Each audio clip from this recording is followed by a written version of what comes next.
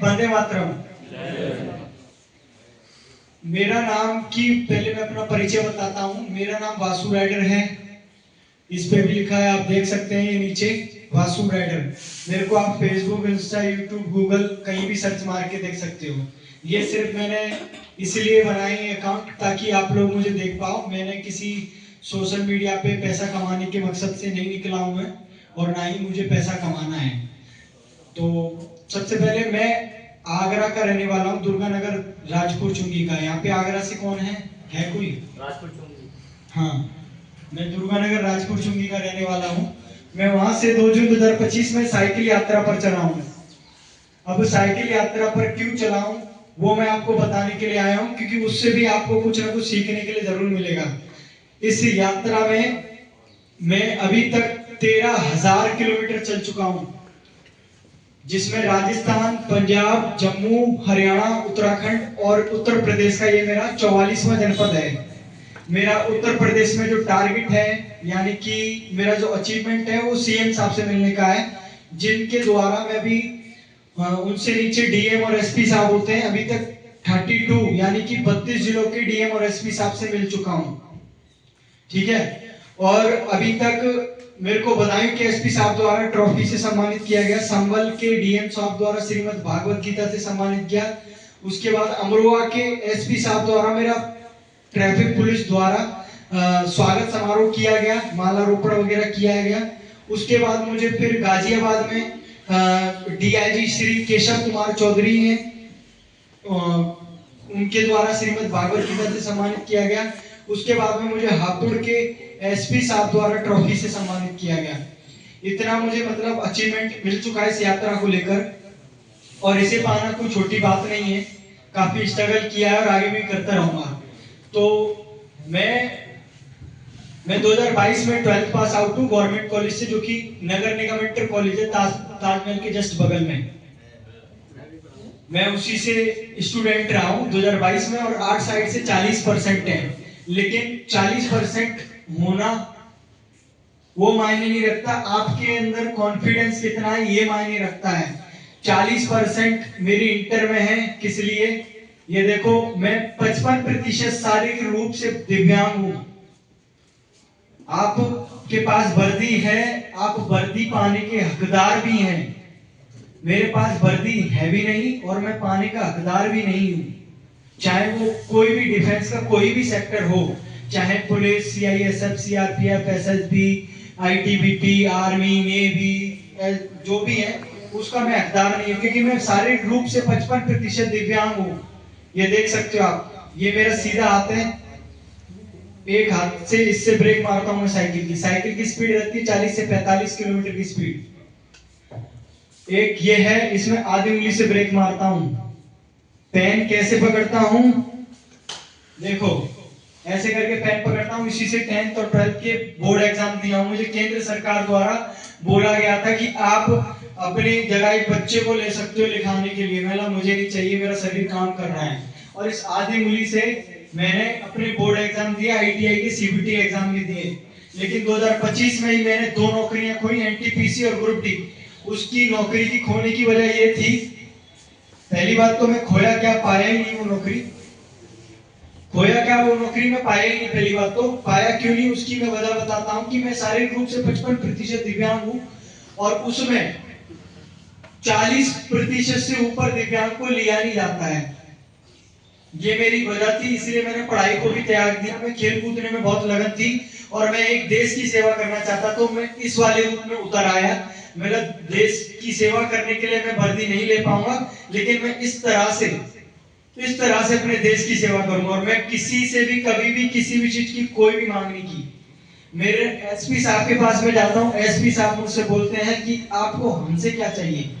मैं साहब, मेरे को पुलिस लाइन में अपने जैसे जो भाई हैं, मेरे जैसे जो अभी न्यू भर्ती हुए हैं, जो भी हैं जिनका वहां पे ग्रुप है, उनके बीच में मैं अपना परिचय देना चाहता हूं और अपने मिशन के बारे में साझा करना चाहता हूं कि मेरे पास इतना ना कुछ होने के बावजूद मैं इतना कुछ कर रहा हूं। तो आपका शरीर तो सही सलामत है, आप क्या नहीं कर सकते हो। आप क्या सोचते हो कि आप पुलिस में लग गए तो आप सब सक्सेस हो गया? अभी कुछ सक्सेस नहीं हुआ है। अभी आपकी ये पहली सीढ़ी है। समझते हो? जैसे बोर्ड एग्जाम होता है 10th का, वो पहली सीडी होता है स्टडी को लेके, 12th दूसरी सीडी, ग्रेजुएशन तीसरी सीडी, वैसे ही मान लीजिए ये आपकी उम्र के साथ साथ में ये पहली सीडी है। इसके बाद में शादी, फिर बच्चे, फिर माता पिता, फिर घर परिवार, सब कुछ देखना पड़ता है।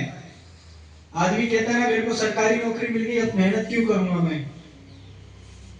तो वही बात है कि मैं बताना चाहता हूं, मैं अपने मिशन को लेके चल रहा हूं, और वो मिशन क्या है वो आपको बताना चाहता हूं कि मेरा मिशन है मिशन स्टॉप पॉल्यूशन सेवर। इसका मतलब कोई जानता है तो हाथ खड़ा करेंगे, मुंह से किसी को नहीं बोलना है, जो जानता है सिर्फ हाथ खड़ा करो। हाँ आइए इधर बाहर आइए, जल्दी फुर्ती में काम किया करो।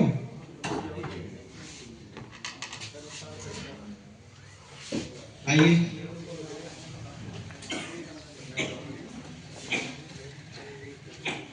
आइए, इस पे अपना नाम बताइए और जनपद बताइए और बताइए। मेरा नाम दिव्यांग शर्मा है और मैं हाथरस जिले का रहने वाला हूँ।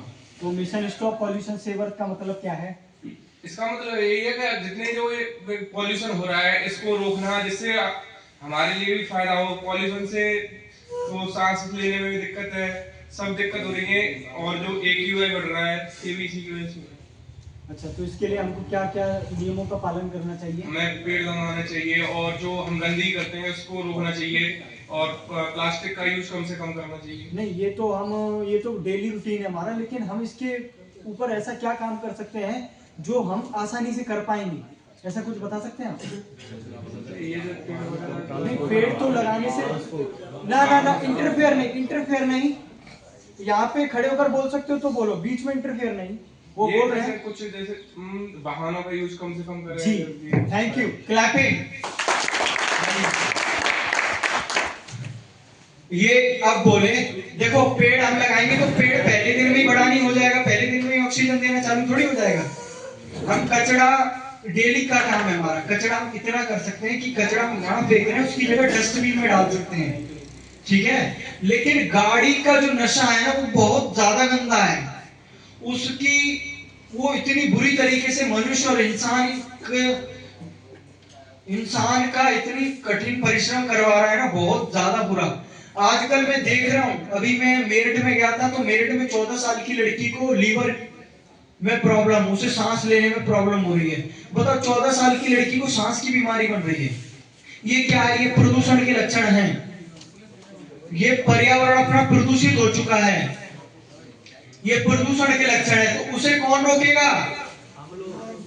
कौन रोकेगा? जोर से बोलो। हम लोग ऐसे रोकेंगे कि हम यातायात नियमों का पालन करें, छोटी छोटी सी दूरी के लिए वाहनों का प्रयोग ना करें। मान लो अब मैं ऐसे ही मैं बागपत में समझा रहा था पुलिस लाइन में, ऐसे आपकी जैसी क्लास बनी हुई थी, तो उधर मुझसे बोलते हैं, प्लीज बोलो ना, उधर मुझसे बोलते हैं कि सर जी आपने तो ये बोल दिया बाइक का इस्तेमाल ना करो, और मान लीजिए आपका एफजेड चुरा के एक चोर भाग गया मेरी, और मैं उसके पीछे कैसे भागूंगा पैदल? मैं बोला वहां तो आपको अपने दिमाग का इस्तेमाल करना है ना। बाइक म्यूजियम में सजाने के लिए थोड़ी बनाई गई है, बाइक चलाने के लिए बनाई गई है। मैंने आपसे ये थोड़ी बोला है कि आप बाइक को चलाओ, नहीं, मैंने आपसे ये बोला है कि आप वहां पर उसका प्रयोग करें जहां पर उसकी आवश्यकता है। अब ये थोड़ी आपको सब्जी लेने जाना है, 2 घंटे हैं आपके पास में, 2 किलोमीटर मार्केट है, वहां भी आपने बुलेट नहीं, फट फट फट फट फट फट फट, वहां भी आप बुलेट से चल रहे हो। अगर वहीं आप साइकिल या पैदल चलोगे तो मुझे लगता है आप अपने साथ में और भी लोगों का भविष्य बचाओगे, अपनी पेट्रोल भी नहीं खर्च होगा, पैसा भी नहीं खर्च होगा, शरीर भी बना रहेगा, ठीक ठाक रहेगा। क्यों, सही बोल रहा हूँ? Yes sir. तो ये मेरा मानना है। तो मेरे घर में भी 2 बाइक हैं, मैंने अभी तक बाइक चलाना नहीं सीखा है। इसका रीजन यही है, मैंने बाइक चलाना नहीं सीखा है। मैं अभी तक साइकिल से चलता हूँ, साइकिल की स्पीड है 40 से 45। ए प्लीज बात ना करो, कोई समय निकाल के आया आपके लिए और आप बात करो, बात मत करो, बाद में कर लेना, अभी टाइम 10 मिनट दे दो। तो मैंने भी अभी तक बाइक चलाना नहीं सीखी है, और बाइक चलाना सीखना भी नहीं है मुझे, क्योंकि जब तक आप अपने शरीर को चलाते रहोगे ना उतने ही लंबे समय के लिए जी पाओगे। जहां आपने बाइक और कारों का सहारा लेना चालू कर दिया और अच्छा बाहर का खाना खाना चालू कर दिया, वहां आपका शरीर कम काम करना शुरू कर देगा और दवाइयों का पालन, खाने से ज्यादा आप दवाइयां खाओगे जिससे आपकी उम्र कम होगी। क्यों ठीक कह रहा हूं? हाँ, तो वही बात है। और इसका आपके आगे उदाहरण के तौर पे वासु राइडर खड़ा हुआ है, जो कि 2008 के बाद में आज तक अस्पताल की शक्ल नहीं देखा हूं, अभी तक अपनी बॉडी का चेकअप नहीं कराया हूं, सिर्फ यही सोच के जब जिसे मरना है, जब जो बीमारी बन रही है वो जब ही बनेगी, चाहे कोई भी कितना भी कुछ भी कर लो। ठीक है, तो पहला मिशन मेरा ये है, हमें छोटी छोटी सी दूरी के लिए वाहनों का प्रयोग नहीं करना है, तो ही हम हर किसी को समझा पाएंगे। जब हम खुद ठीक नहीं तो हम दूसरे को नहीं समझा पाएंगे। पहले उसके लिए हमको खुद को ठीक होना पड़ेगा। ठीक है, और दूसरा मिशन भी लिखा है, देखो नीचे, right dedicate to disable people. अगर इसका मतलब कोई जानता है तो हाथ खड़ा करो। कोई जानता है? हाँ, आइए बाहर निकल के आइए, जल्दी गो फास्ट, मुंह से आवाज ना निकालिए प्लीज प्लीज प्लीज, मुंह से आवाज ना निकालिए प्लीज।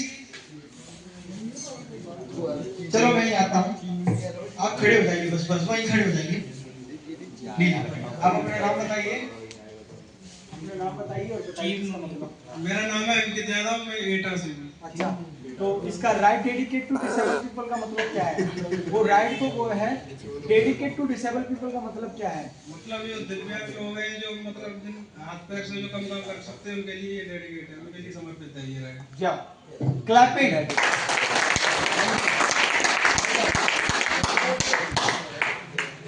तो बहुत अच्छे कहा और बहुत अच्छे बोले। मैं बताना चाहता हूं कि ये जो उन्होंने बोला कुछ ऐसा ही है कि मैं भी शारीरिक रूप से 55% दिव्यांग हूं, चारों हाथ पैरों से। ठीक है, मैंने हाथ दिखाए थे आपको, अब पैर दिखाता हूं मैं अपने। आवाज मत करो प्लीज। देखो ये हाथ है, ये पैर है मेरा, इसमें काला डोरा बना हुआ है बचपन से। ठीक है, दिख रहा है। और मैं long jump, high jump, gymnastic, cricket, football, basketball सब खेलता हूं। ठीक है, तो ये है मेरे पास इतना ना कुछ होने के बावजूद मैं इतना कुछ कर रहा हूं। तो मैं अपने जैसे दिव्यांग, अपने जैसे सही सलामत लोगों को एक प्रेरणा दे रहा हूं, एक प्रेरणादायक बन रहा हूं। तो मैं कहना चाहता हूं कि आप भी जीवन में कुछ करें। मेरा तो सिर्फ, मैं एजुकेटेड नहीं हूं, पढ़ा लिखा नहीं हूं, लेकिन मेरे अंदर कॉन्फिडेंस है कि मुझे ये चीज अचीव करनी है तो करनी है। एक बार ठान लिया तो वो करना है। अगर आप भी ठानोगे तो आप भी कर पाओगे। मैं कहता हूं सबसे बड़ा इंसान जो बादशाह होता है ना, वो खुद में होता है। आप मान लीजिए ये आपकी क्लास में, आप इनसे कंपटीशन करोगे ना तो कभी नहीं जीत पाओगे। आप अपने आप से कंपटीशन करो कि आज मैं 1600 मीटर दौड़ा हूं, कल मैं 2 किलोमीटर दौड़ूंगा, तो ही आप अपनी लाइफ में कुछ ना कुछ अचीव कर पाओगे। मेरे को किसी ने कोई प्रेरणा नहीं दी है, मेरे को बस बोले कि साइकिल यात्रा कर। मेरे गुरु ने राजस्थान से मुझे 18,000 की साइकिल दे दी और बोलती जा निकल जा, मेरे पास में फोन मत करियो आज के बाद। मेरे पे जितना हुआ उतना मैंने कर दिया, अब देख दुनिया को। फिर मैं आया हूं अपने रूप में, फिर मैंने ये रास्ता को चुना है। तो सबसे बड़ी बात जो है वो कॉन्फिडेंस है। इंसान जो दिव्यांग होता है ना, इंसान शारीरिक रूप से दिव्यांग नहीं होता, उसकी मानसिक रूप से दिव्यांग होता है आदमी। तो मैं सिर्फ शारीरिक रूप से दिव्यांग हूं, मैं मानसिक रूप से दिव्यांग नहीं हूं। आपकी देखने के नजरिए से मैं दिव्यांग हूं, मैं वैसे दिव्यांग नहीं हूं। इस चीज को मानते हो? अगर विश्वास नहीं हो रहा तो कुछ करके दिखाऊं? हैं? रुको, कुछ करके दिखाता हूं। हल्ला नहीं, एक मिनट, यही करके दिखा रहा हूं मैं। हल्ला नहीं प्लीज, हल्ला नहीं। ऐसी रहना।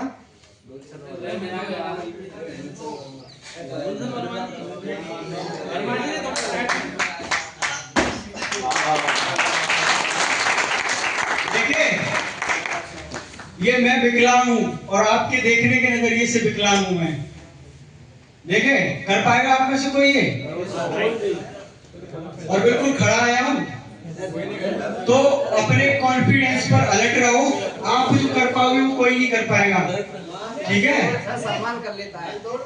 तो thank you so much student, इतना समय देने के लिए, इतना